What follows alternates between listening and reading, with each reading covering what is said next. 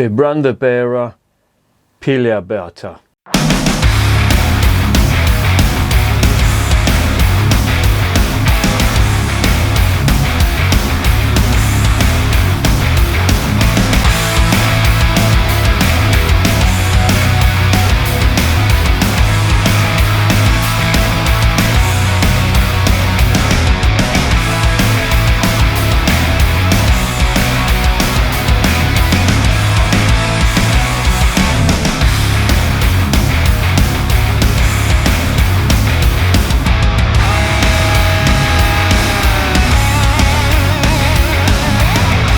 And remember, life is too short to be drinking shitty beer.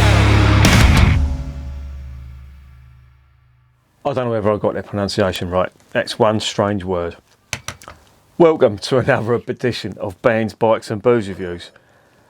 I have got a Belgian Brune today, and it is the Pilaarbijter. Now that means Pilaarbijter. Yeah, that means something completely different in English. I'm not going to explain it here, but if you want to look it up, look it up. That's what that means. Anyway, this one means somebody who bites pillars, right? Not them pillows that you sleep on, all right? Just let's get that out of the way. Look at the label. When I say pillars, I mean that. They're talking like telegraph poles, that sort of thing. Why they've called it that, I don't know. But I've seen a few Belgian fellas look like that after a few of their beers, and a few fucking tourists as well. Anyway, let's move out of that cul-de-sac and let's not discuss the name anymore. This is brewed by the Brabandere, I think that's how it's pronounced, the brewery, and they're based in West Flanders, and they brew this stuff along with quite a few others. They've been going quite a while actually. I think it was 1894 when they started brewing their stuff, and it was on a very, very small scale, and they stopped in World War One. The brewery was damaged in World War One, and then after, when the war was over, they did a very, very small scale brewing operation, almost like now what you'd get with a craft beer. They only supplied to one cafe and individuals who wanted to buy the beer. And then in 1974 they started sponsoring a team called Zulte Waregem. I think that's how it's pronounced. But they're a Belgian First Division club. And eventually they got more well known, etc., etc. And now they're in full flow brewing stuff. And this is my first one from them. To be honest, that sounds a bit sketchy, and I really don't know much about the brewery at all. That's literally as much as I know, as much as I could find. But it's a Belgian Brune, and I do like the Belgian Brune ales. Now, there's differences between the brown ales and the doubles that they do. The doubles are usually stronger, got more of a sugar content in them, and a lot of the time they're brewed in abbeys or have an abbey connection. These haven't got an abbey connection, and they're, the Brunes are I think are very hit and miss. I've had Brune ales before, brown ales. Effectively, what it is, it's Flemish brown ale. I've had the Leffe brown ale, and that is one that does strike me as being not very good. And I've had others in the past; they've not been too bad. So I class Belgian brown ales as being hit and miss. What was the one that I tried that was really good? I think is it Arkham or something like that. Arkham. It's on the channel. That was really good. It's one of the best I've tried.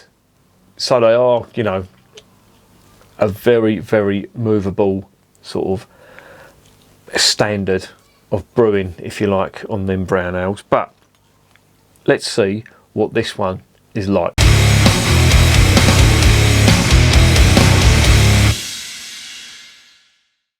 Okay, quick bit about this particular beer. Yeah, it's called Pilaarbijter, or fucking hell. I've got to pretend not to be fucking 5 years old when I hear words like that.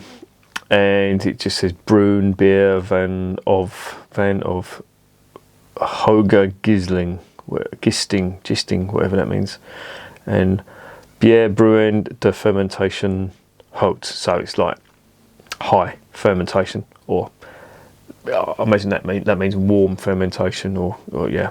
And there's not much else. It's a 330ml bottle. It is a 6.5% beer ABV, inspired by the painting of Pieter Bruegel the Elder, Flemish Proverbs 1559. I should have looked him up, really. I don't really want to be looking up Pilaarbijters though. What the fuck? No, actually, no, I am. Stand by. Right, this Pieter Bruegel fella, the Elder, he did a painting called Flemish Proverbs. And honestly, if you saw it, you would question the sanity of somebody that would paint a picture like that. But this is one of the fellas on the painting. He's biting into what appears to be a wooden pillar.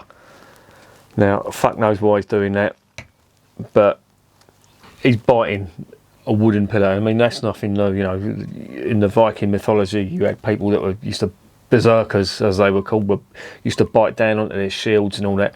And since then, psychologists have studied that, and they've thought that it could be down to some mental issue that they had, or they'd taken some sort of drug that would make them do that. Anyway, I don't know, this is way out of my fucking depth of knowledge, but that's where that comes from. It comes from a painting called Proverbs by this Pieter Bruegel the Elder.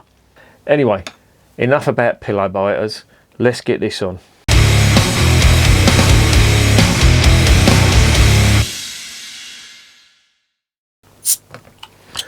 Right, the cap is off. I'm not going to sniff it out of the bowl, because usually with these you get a lot of yeasty esters that come straight out of the bottle where they've just left to ferment in there. I'm putting this into a tulip glass. I'm assuming that's what it's got to be drunk out of. There's a lot of carbonation in this, as you would expect. Not sure whether this is bottle fermented. I'll give it a little swirl just in case there is anything on there.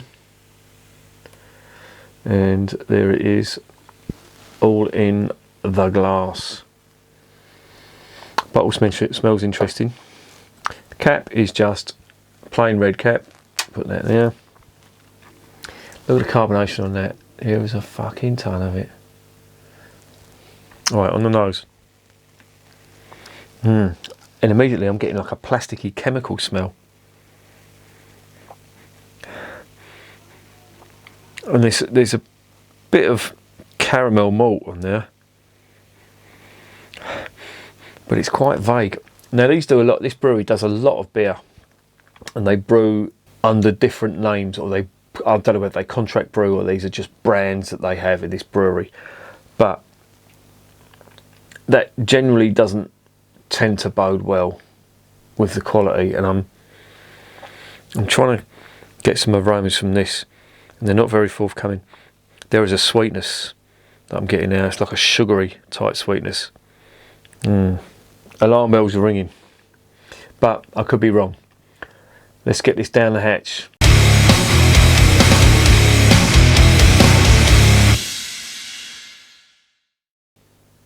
Cheers.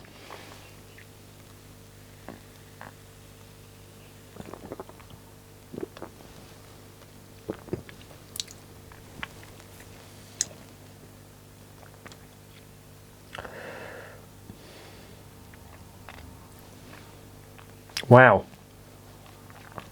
First thing I notice is the finish dies immediately.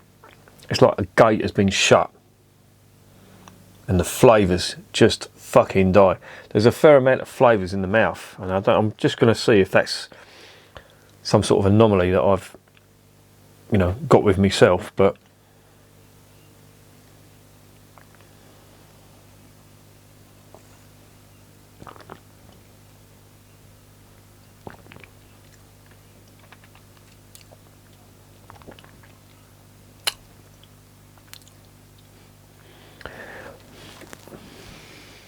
wow, it is. The finish just dies completely. In the mouth, there is caramel malt, strong caramel malt, a ton of dried fruit, like raisins, black cherry, damson, basically Christmas cake fruit. There's a little hint of sugar sweetness on that, probably dextrose or something. And as I say, the finish is just,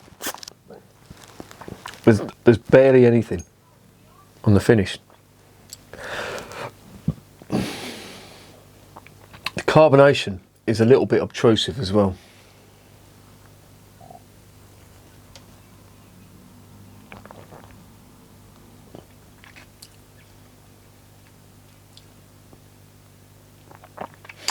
Little touch of spirit alcohol on there, but it's like a plastic chemical type flavour that's running through that. It's subtle, but I can pick it up. I'm wondering what the fuck that is.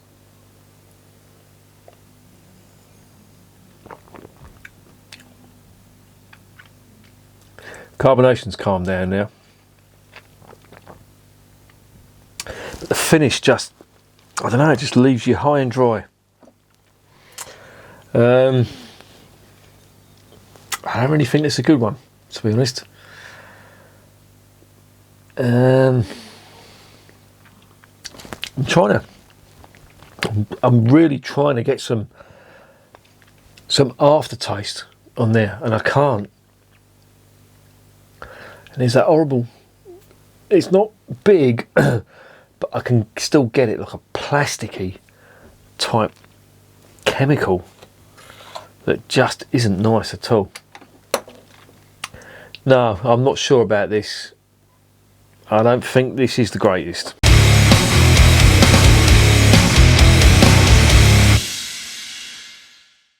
So what's the verdict on this? Well, as I say, before I started this review, the Belgian Brunes are a style that are hit and miss, in my opinion. You either get a good one or a really very, very average one.